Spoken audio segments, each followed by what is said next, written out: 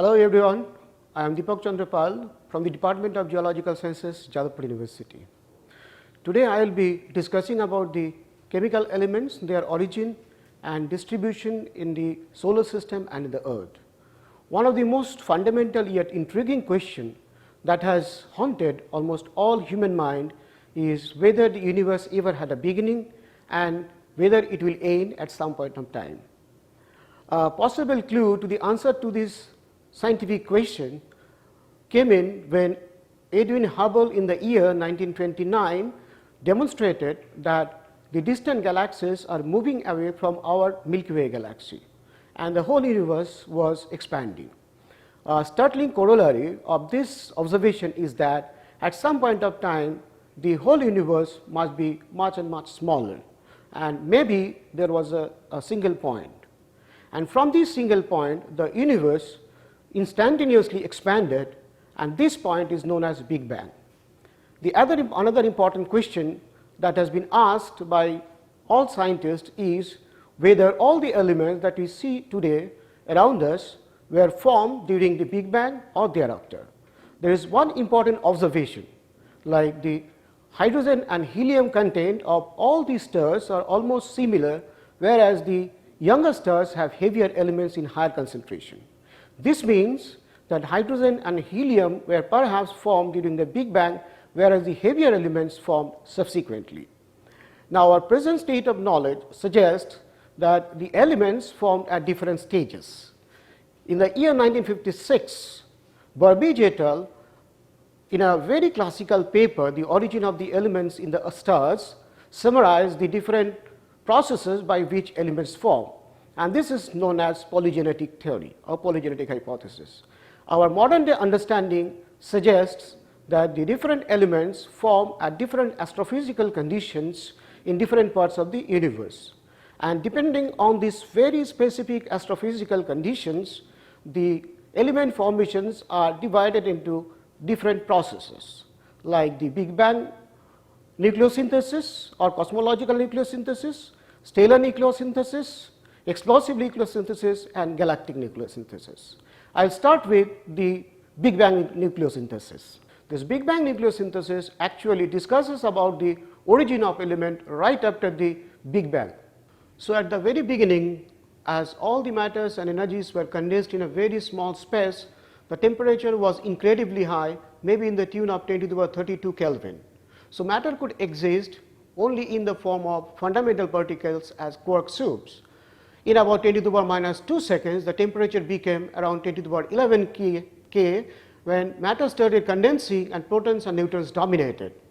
In about further 10 power 2 seconds, temperature became 10 to the power 9 K, and these protons and neutrons, they can started combining to form deuterium, tritium, the isotopes of hydrogen, as well as different isotopes of helium. But the temperature was still so high that the nucleus could not be combined with the electrons to form the atoms. Now, this process of formation of hydrogen and helium halted because the temperature decreased significantly due to the rapid expansion of the universe, as well as the abundance of free neutrons that declined rapidly, as the half-life of neutron outside the nucleus is about just 10 minutes. So, the first universe was then composed of hydrogen and helium. In about 5 to 7 into 10 to the power 5 years, temperature fell down to about 3000 K or Kelvin, and then electrons could combine to the nuclei which has already been formed to form the atoms of hydrogen and helium. So, the universe was then composed mainly of about 75% of hydrogen, 4% of helium and the traces of lithium. Now, thereafter, the universe was composed of a gaseous clouds of hydrogen and helium, and some sort of heterogeneity was created in these homogeneous gaseous clouds comprising mainly hydrogen and helium, and when this heterogeneity they started collapsing due to their gravity, they formed the protogalaxies, and further heterogeneity within this protogalaxies, they again started collapsing to form the stars. Once these stars started forming, they continued to collapse by their gravity, and their density and temperature increased subsequently. So, depending on the temperature and the gravity, density inside the stars, different nucleosynthetic reactions started taking place, like for example, hydrogen, helium, carbon, neon, silicon, all sorts of burning started taking place. But remember that the first generation stars, they started their life with only hydrogen and helium. So, the first reactions that started taking place is hydrogen burning. And as you can see from these reactions, that hydrogen burns to form helium at the end, and in the process they generate huge amount of energy. And in second or higher generation stars, the hydrogen burned in a different way by CNO cycle, which is known as carbon, nitrogen, oxygen cycles.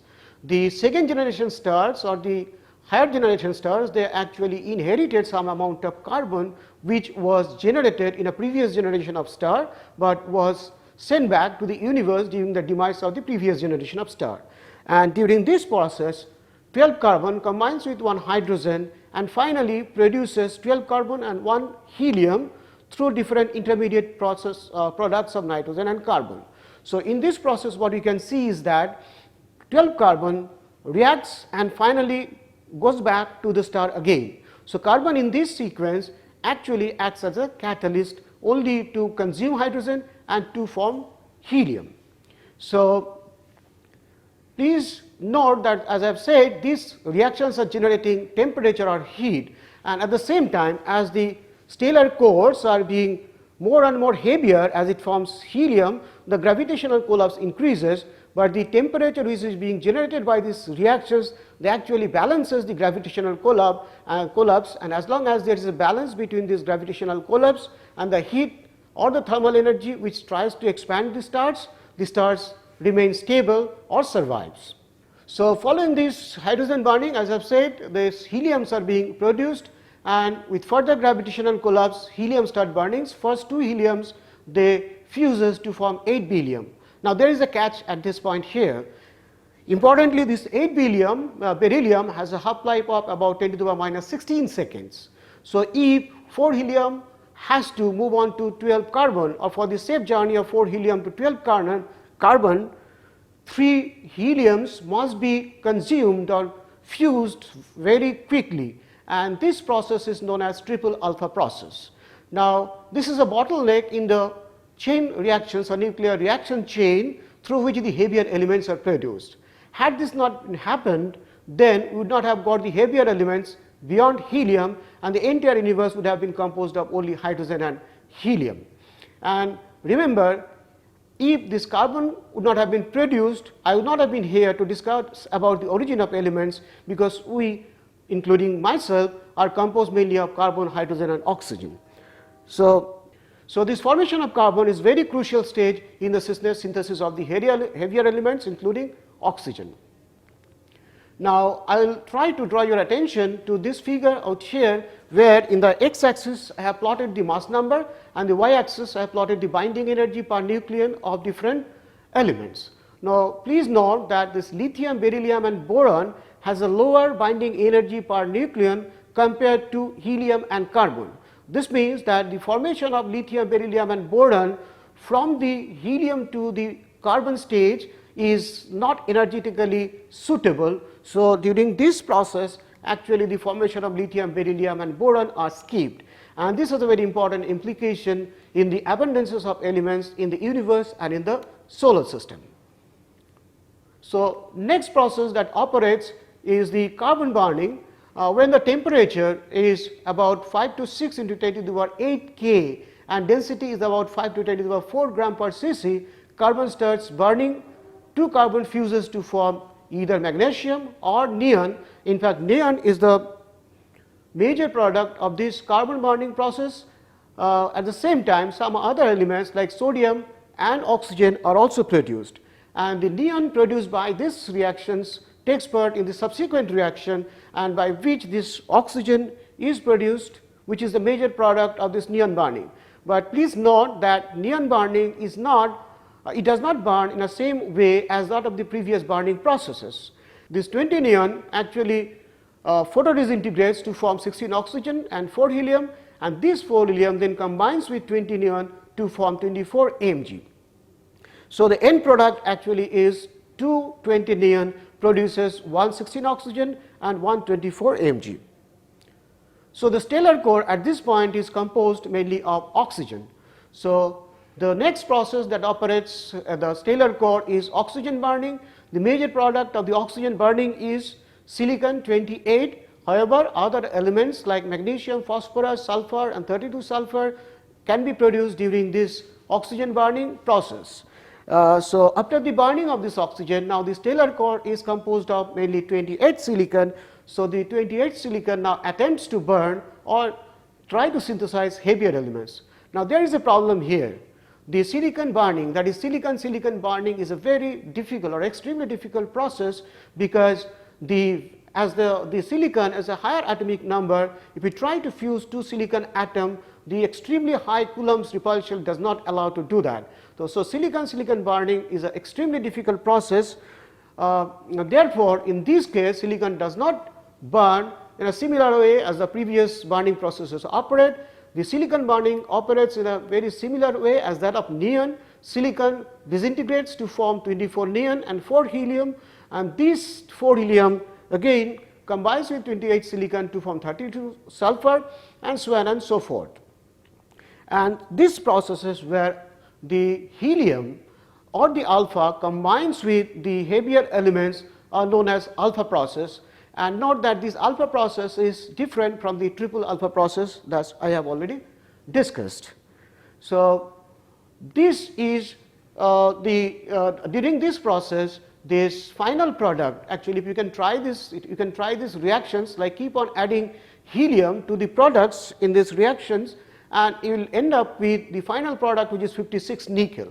Now this 56 nickel is unstable, as its half life is just 6.075 days. So it decays to 56 cobalt by a reaction like this, and importantly 56 cobalt is again unstable, and it decays to form 56 Fe. So the final product of the stellar nucleosynthesis that operates inside the earth, inside the stars, is the 56 Fe. So the fusion reactions in the stars actually stops when the iron 56 is formed, and this is the dead end of the stellar nucleosynthesis process. I will explain this a little later, why this is the dead end of the nucleosynthetic reactions or the fusion reactions in the stellar cores. Now at this point the stellar core or the entire star actually looks like an onion shell like structure, where the successively heavier elements occur at the core, and in this case this operates this iron occurs at the core. Now I want to emphasize one point here, that this sort of onion shell like structure occurs only in very massive stars, because in small stars the burning processes do not go beyond hydrogen or helium, like as it operates in the sun. Now there is another important process which is known as neutron capture process, by which elements heavier than iron are actually being synthesized inside these stars, and there are two different processes of neutron capture. One is the slow neutron capture process, and the other one is the rapid neutron capture process. In the slow neutron capture or the slow process, the neutrons are being produced by reactions like this, which participates in the neutron capture process in the slow processes. Now what this slow neutron capture process actually is, I will try to explain this with an example. Let us have a look on this 62 nickel. When the 62 nickel captures one neutron, it becomes 63 nickel, but 63 nickel is beta unstable, so it decays to form 63 copper. When the 63 copper again captures one neutron, it becomes 64 copper, and this 64 copper has a branch decay. It can move on to form 64 nickel or 64 zinc. So now if it could be possible that the 62 nickel could have captured two neutrons, then it would have moved to 65 nickel, and 65 nickel would have again decayed to form 65 copper. So it is called slow process, because the process is so slow that before subsequently before the two neutrons can be captured, after the capture of one neutron, the resultant isotope decays by beta to form a isotope of the different elements. Now, as I have said that the stellar core ends at the formation of iron and no further formation of elements takes place in the stellar core. Now, look at this figure once again, where you would see that iron has the highest binding energy per nucleon. This means that the elements which has the atomic number lower than iron would fuse to form the elements heavier in the sequence, and that can form up to iron. But formation of the elements heavier than iron will be impossible, because the elements which lies on the right hand side of iron has a lower binding energy. So, formation of elements on the right hand side of iron by nuclear fusion would mean like formation of less stable nucleus. So, the stellar core becomes iron dominant and the nucleosynthetic reaction stops, and this has a very important connotations or implications in nucleosynthetic process. Now, as I have said that the energy being generated during the nucleosynthetic reaction actually balances the gravitational collapse. Now, as the nucleosynthetic reaction stops at the formation of iron, then no energy is being generated. Therefore, the gravitational collapse becomes tremendous, and it becomes so huge that a core having a radius of about thousands of kilometers may turn out to be just 1 kilometer at the end, and the density might reach to the almost the nuclear density of 3 into 10 to the power 4 gram per cc. And at this point, core rebounds and collides with the still collapsing outer part, and this generates a huge amount of shock wave, and almost the entire part of the star explodes, and this is known as supernova explosion. And imagine the quantum wave of energy that can be generated by the supernova explosion. In the first 10 seconds, the 1987 A supernova actually released energy more than 100 times the sun is expected to release in its entire lifetime of about 10 billion years. So, you can imagine the quantum of energy that can be released by supernova explosion.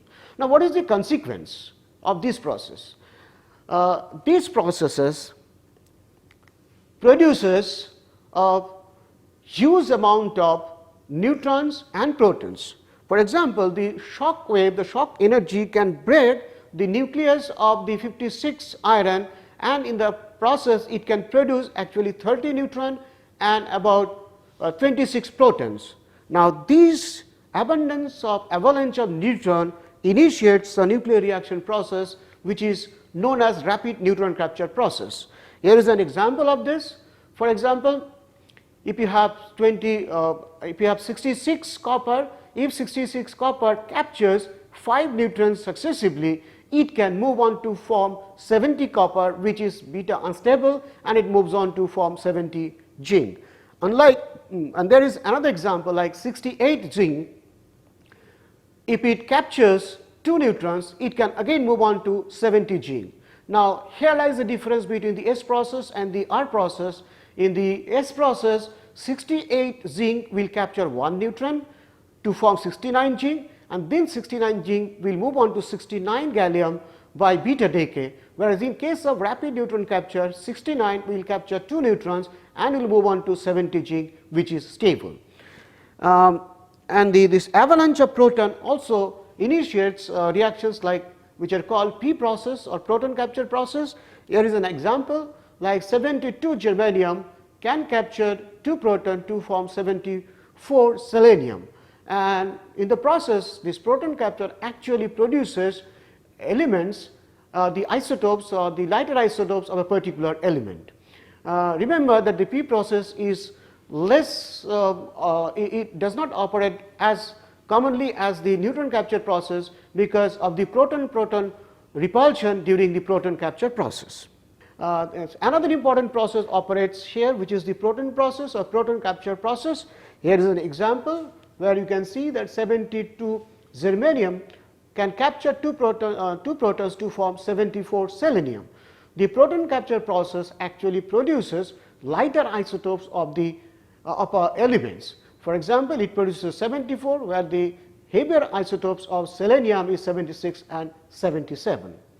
Now, remember that the P process is less likely to occur compared to neutron capture process, because when the nucleus tries to capture proton, there is a huge proton-proton Coulomb's repulsions. So, we have discussed that during the Big Bang nucleosynthesis, hydrogen and helium are the main product and lithium is produced in a trace quantity. During the stellar nucleosynthesis within the earth, most of the elements up to iron has been produced or being synthesized even today.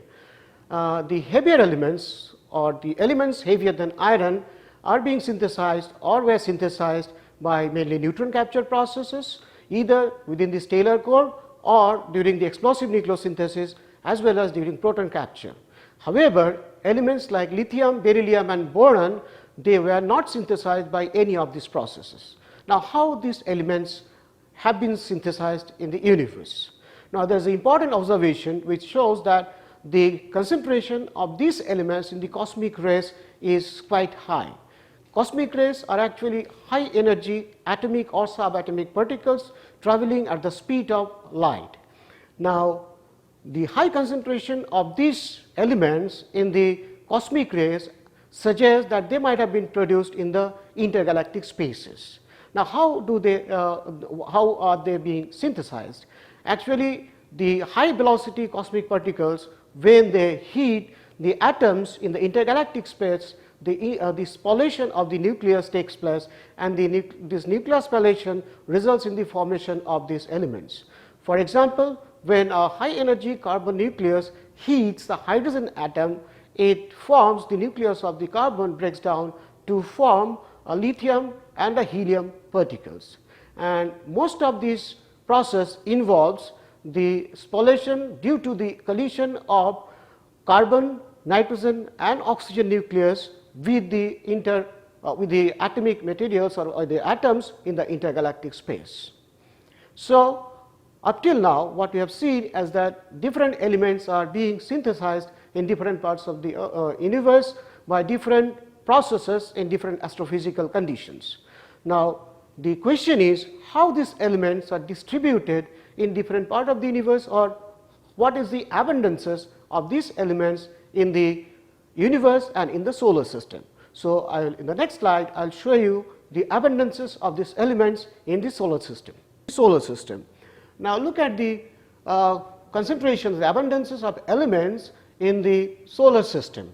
So, these abundances are plotted with respect to 10 to the power 6 silicon atom. As you can see, there are certain important features. For example, hydrogen and helium is by far most abundant elements in the solar system, whereas lithium, beryllium, boron are among the least abundant elements, or their concentration is much lower compared to the nearest neighbor. And the concentration of iron is very high compared to its neighbor. On the other hand, the concentration of the first 50 elements that decreases almost exponentially, and the concentration of the elements beyond 50 are very low and do not change appreciably with atomic number. And this can be explained with our understanding on the origin of the different elements. We have discussed that hydrogen and helium are the first primordial elements that formed during the Big Bang nucleosynthesis. So, they are the first elements, and therefore, they are formed by the first Big Bang processes. Therefore, their concentration is expectedly to be quite high in the universe and in the solar system. On the contrary, we have seen that lithium, beryllium and boron, they do not form in the major processes of nucleosynthesis like the Big Bang, stellar or explosive nucleosynthesis. They are produced only by galactic nucleosynthesis processes in the intergalactic space. So, their concentration is expected to be quite low. The iron concentration is very high compared to the other elements. We have discussed that iron is the final product of the stellar core, particularly in the large mass stars, and the stellar core stops at iron formation. So, therefore, iron is again very high in abundance. The rapid decrease in the concentration of the elements up to 50 perhaps reflects the gradual increase in the complexities or difficulties in the synthesis of these elements. And the elements beyond 50, we have discussed that these elements are mainly synthesized by neutron capture either within the earth and mostly during the explosive nucleosynthesis, and that is precisely why their concentration is very low, as because they form only in a very, very specific astrophysical conditions.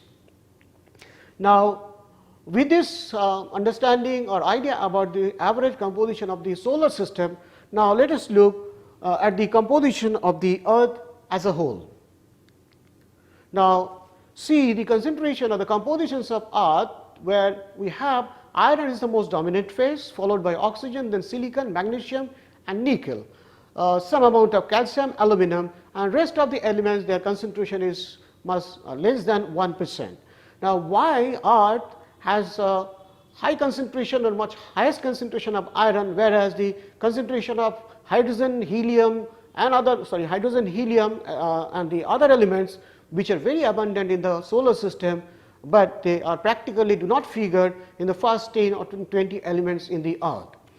Now, to understand this difference in the composition or abundance of the elements in the earth and in the solar system, we need to have a bit understanding on the formation of the earth.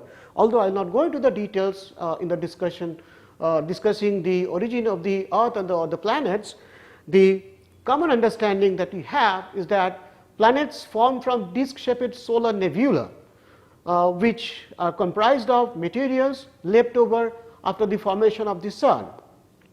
Now, the hot nebular gases, they actually condense to form some solids which finally accreted to form the planets.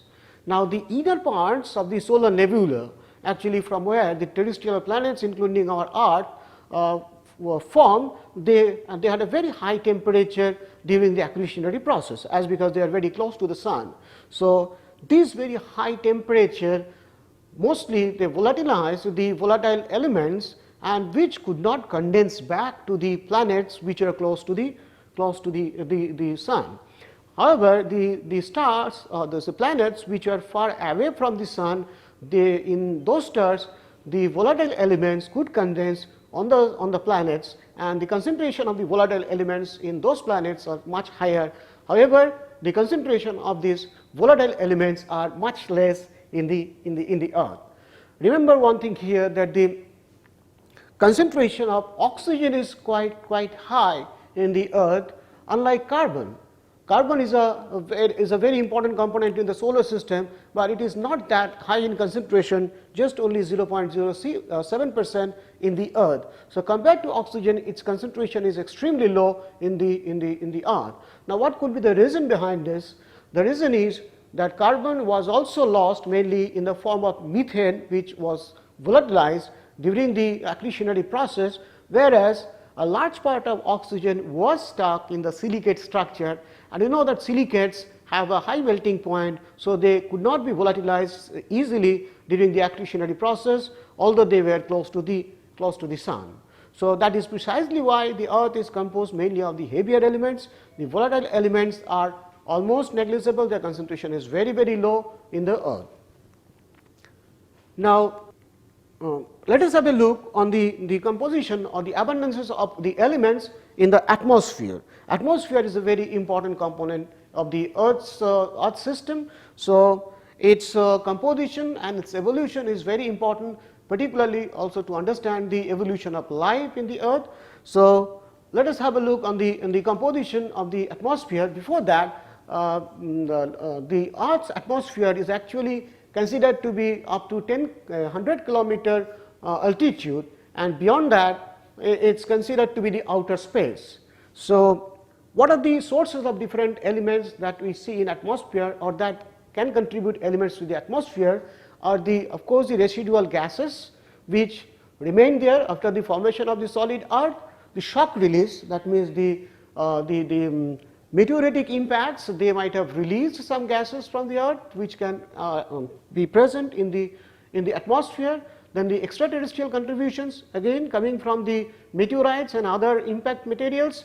Then mantle degassing, we know that the mantle quite often produces magma which comes up on the surface, and along with this magma they bring out a lot of volatiles or volcanic gases. So, that can also contribute to the atmosphere. And there are organic activity we know which are also releasing different materials to the atmosphere. And another important thing is radioactive decay. For example, potassium decays to form argon, which is being introduced to the atmosphere. Similarly, uranium and thorium are also releasing helium, which is being contributed to the atmosphere. Now, this is a composition, a present day composition of the atmosphere. What you see is that nitrogen and oxygen, they constitute more than about 99% of the present day atmosphere. And the next abundant element is argon, and then carbon, followed by helium. So, argon and helium, these two are quite abundant elements in the atmosphere after nitrogen and oxygen. Now, why the present day composition is like this? So, before that, as we can see from these figures, it clearly shows that the present day atmospheric composition is certainly not the original one, and this is a modified or a secondary atmosphere.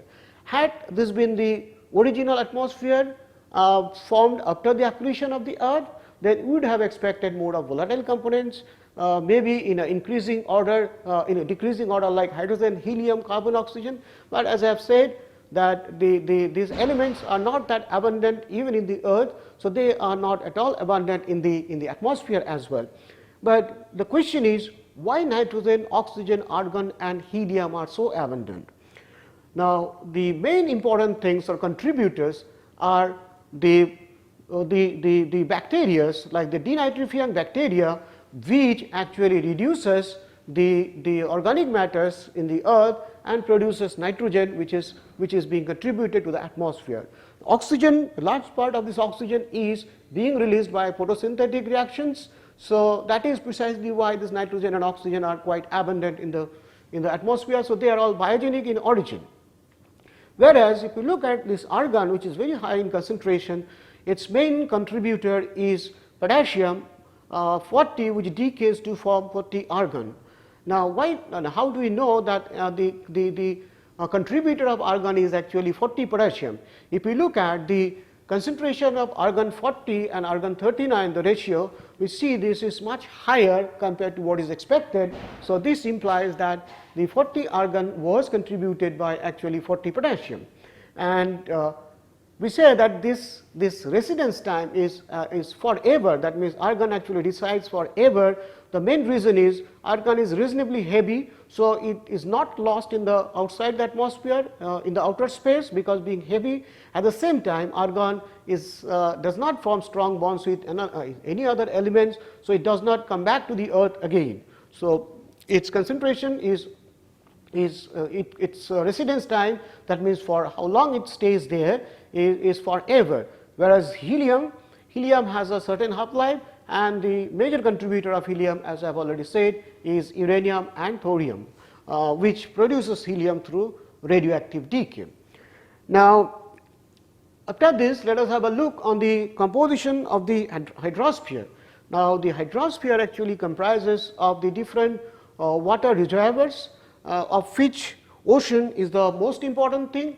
Like it contributes about 96.83% by volume of all the waters on the earth's surface, and the other reservoirs of water are like oceans. Besides oceans are rivers, ice caps, groundwater, lakes, so on and so forth. Now, we need to understand what are the factors that control the compositions of the different water reservoirs. Actually, elements which are soluble in water, they would be in high concentration in our hydrosphere, and the solubility depends on many factors, and one of them is the ionic potential, which is actually the ionic charge by radius. This controls the solubility of many elements in the different reservoirs or different waters. So, if the ionic potential of an element or an ion is quite low, that means it will not form that will indicate it will not form strong bond with oxygen, and as it does not form strong bond with oxygen, it will not be soluble, it will be highly soluble in water. Whereas the cations with very high ionic potential, they form strong bonds with oxygen. but when such compounds they try to combine together, the strong cation-cation repulsion makes them again soluble too. For example, sulfur forms a very strong bond with oxygen, but when two sulfate ions they try to come together, the sulfate-sulfate reductions make them, they repulse the repulsion results in the solution or dissolution of sulfate in water. So, that is how the concentration of the different elements are controlled in the different reservoirs. Here we show the compositions or comparison of the compositions of different reservoirs. Like you see, this chlorine concentration in sea water is extremely high, whereas river water is much less. And note that the concentrations of different ions like sulfate, bicarbonate, carbonate are extremely high in the different reservoirs, particularly in seawater. So, the elements has been distributed in the different water reservoirs in different way, and their compositions varies, therefore, their composition varies in different reservoirs. So, now I will summarize today's discussion. What you have seen is that Big Bang is considered to be the beginning of the universe, and we practically do not have any idea about what was before this Big Bang.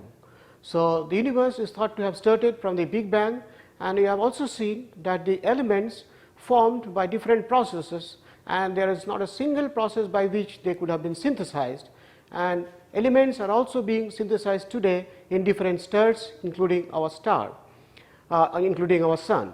And the processes by which, or the mechanisms by which the elements form, have important control on the abundances of the elements in the solar system and in the different parts of the earth as well.